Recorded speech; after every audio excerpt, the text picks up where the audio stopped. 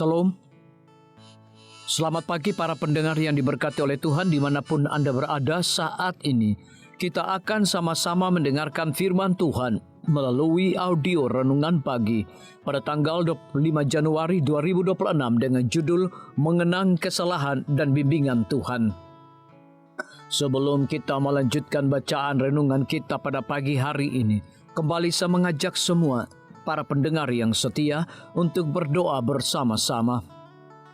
Terpujilah nama-Mu ya Tuhan, oleh karena Tuhan layak dipuji dan disembah siang dan malam. Pada pagi hari ini sebelum kami melakukan segala tugas pelayanan dan pekerjaan kami rindu Tuhan untuk mendengarkan firman Tuhan.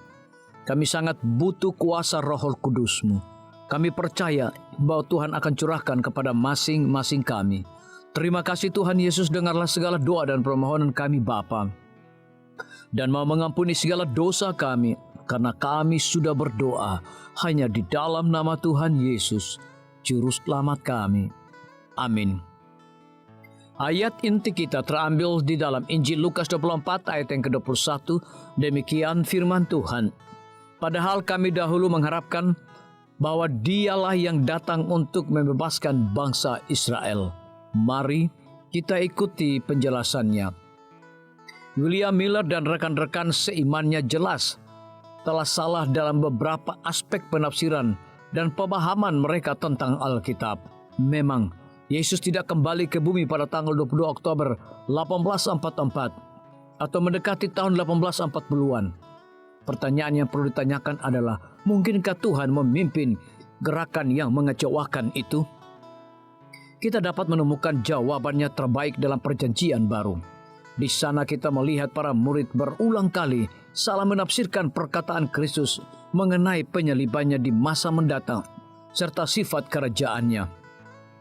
Baru setelah kebangkitannya, mereka mulai memahami apa yang Yesus ingin ajarkan kepada mereka. Tetapi karena mereka tidak memiliki telinga untuk mendengar, maka mereka harus mengalami kekecewaan yang menghancurkan, yang menggoncang dasar-dasar kepercayaan mereka pada pimpinan Tuhan. Diperlukan pembelajaran lebih lanjut dan tambahan pengertian sebelum mereka dapat memahami apa yang telah terjadi kepada mereka. Situasinya adalah bahwa Tuhan telah memilih untuk bekerja melalui manusia dalam rencana keselamatan. Jadi meskipun situasi duniawi itu dipimpin Tuhan, di samping unsur ilahi tetap saja mengandung unsur manusiawinya.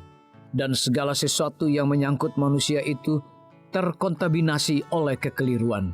Begitulah sejarah panjang Tuhan yang berusaha bekerja di dalam dan melalui manusia di sepanjang sejarah.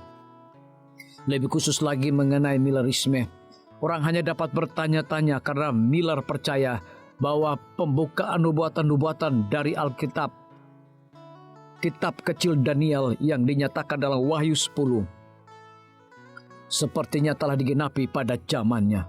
Mengapa ia tidak membaca sisa dari pasal itu? Yaitu, jika ia percaya bahwa kitab itu telah dibuka dan pekabarannya manis di mulut, mengapa ia tidak memperhatikan bahwa itu akan terasa pahit di perut? Dan bahwa gerakan lain akan muncul dari puing-puing kepahitan, satu gerakan dengan pesan mendunia untuk banyak bangsa dan kaum dan bahasa dan raja.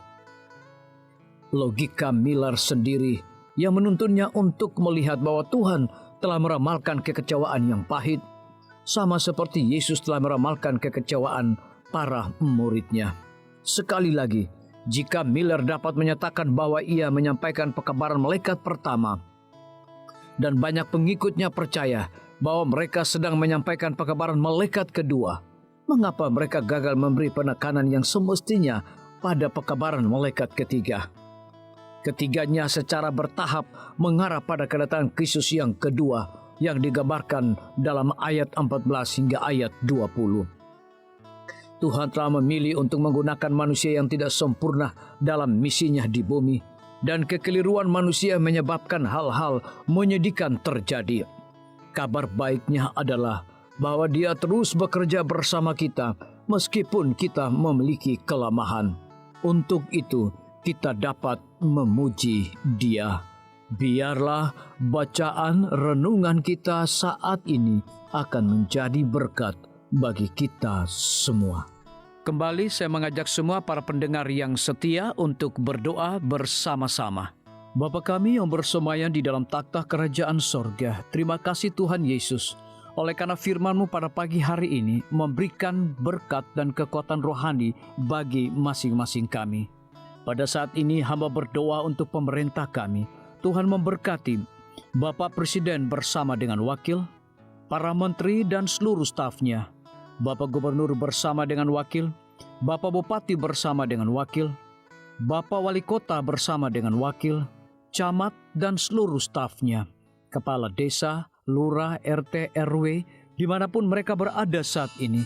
Kiranya Tuhan lindungi mereka, pelihara mereka, curahkan hikmat dan pengetahuan sorga kepada masing-masing mereka, agar mereka dapat menjalankan roda pemerintahan boleh sesuai dengan amanah dan titah daripada Tuhan sendiri.